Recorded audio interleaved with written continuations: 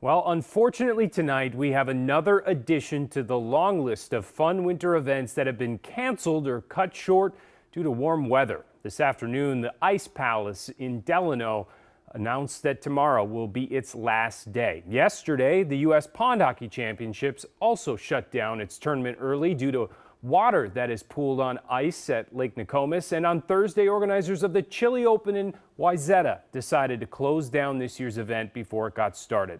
Now, the worry for these organizers is related to the warm-up we've seen this week and the one we keep seeing in the forecast. That outlook in the days ahead has even bigger implications for the Lopit Foundation, which is getting ready to host the biggest events in its history coming up in February. So today I went to Worth Park in Minneapolis to find out how they're trying to preserve all the winter they can. If you're wondering what it's like competing on a world-class cross-country ski course on a 40-degree day, you could ask the skiers. Little sloppy. Or you can check in with their support staff. When it's warmer like this and wet snow, the skis are going to want to suck to the snow a little bit more. Their times are slow today because it's not a fast course. And the track is breaking down. Unfortunately, conference meet director Bob O'Hara says this season that has been par for the course. I've been running meets since 1972. And how would you describe this winter? This winter is terrible. Terrible. I only had 57% of my scheduled meets. We've never had that happen, and I've yet to have a 5K course. It's been hard because we don't have much options for courses or anything, but we're getting through it. That also describes the Lopit Foundation's approach, as this warm-up threatens a massive month of activity right here. We're looking at a historically unprecedented time period. We're going to do everything we can to put on some spectacular winter events. You getting much sleep? No sleep. Executive Director Not sleeping. Claire Wilson isn't just saying that.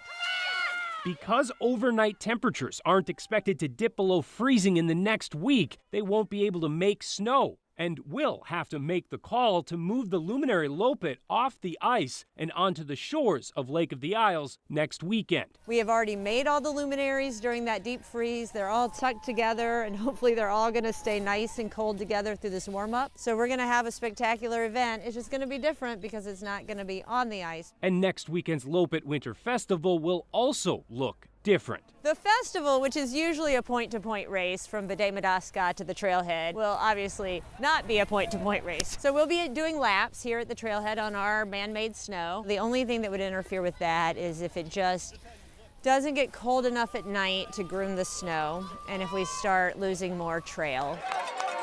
And if temps don't drop, concern will rise about the upcoming World Cup race on February 17th. The event, which will bring the world's best ski teams and tens of thousands of spectators, was canceled due to COVID in 2020. And Claire doesn't get a say in its fate this year either. FIS, which is our International Federation for Skiing, they'll make the call once we see how much is deteriorated during the warm-up. Then we'll look at those next 2 weeks of that forecast, and if we have temps that will allow for snowmaking, and if we've saved enough trail, we will be all systems go to rebuild the trail, to make more snow. Other snow areas are sending us equipment and guns. Right now, though, all we can all do is look to the forecast and do serious snow and cold dances for February. There was plenty of that today, along with plenty of optimism. After this melt week, it's going to change. February 17th is a long ways off yet. We've got friends that are helping test wax for some of the World Cup racers, so there's a lot of energy and buzz. It's really exciting for all these kids. How much are you hoping that the weather holds up? Oh, so much. I would do anything to make sure it'd be okay. I look up to plenty of the people who are World Cup athletes, so it's kind of an amazing experience. If you're interested in checking out the upcoming Lopit Luminary, Winter Festival, or World Cup events, check out this story on KARE11.com for ticket information and, of course, for updates on the latest weather plans. And speaking of changing plans due to weather, the Minnesota DNR is urging everyone to be cautious about heading out on the ice right now, asking everyone to keep tabs on ice depth if they do venture out. And if you go out, they're encouraging anglers to get ice fishing houses off the lakes before it's too dangerous to do so. And a reminder there, it's still January. This is just quite the incredible amount of time that we've had here and what we're finding right now. And that's why, Ben, I want to bring you in here. We've talked a lot about ice We've talked a lot about snow. What's going on? Well, it's warm.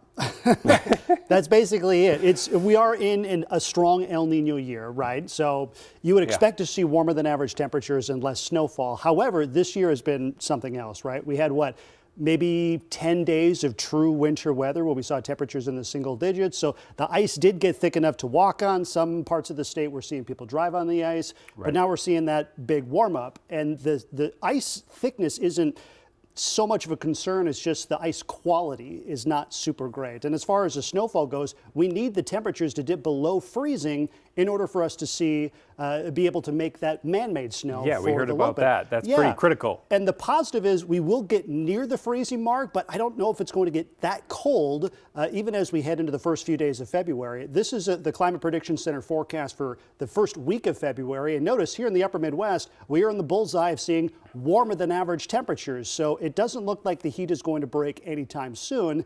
Today, we got to 41 degrees. That's the average high temperature for March the 15th. And with the forecast beginning next week, we could be looking at 5, 6, even 7 days in a row where we're 40 degrees or warmer. The forecast is only going to get warmer before we get colder. That is certainly not what you want to see when you're looking at these winter events. Now, hopefully by the time we get into, February 10th, 12th, 13th, we finally get cold enough where we can make snow. So there is still hope, as the guy mentioned. February 17th is a long ways away, but the clock is ticking. Yeah, it comes fast when you're not doing anything and just watching that snow melt. Thanks.